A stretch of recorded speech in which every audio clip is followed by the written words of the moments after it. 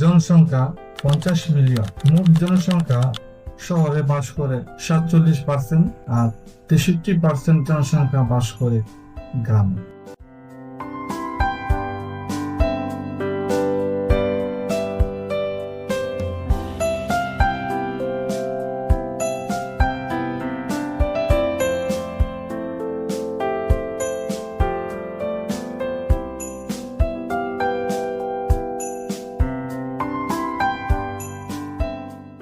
দক্ষিণ কোরিয়ার খাবার মশলা গাজনযুক্ত উপাদান যেমন কিমচি।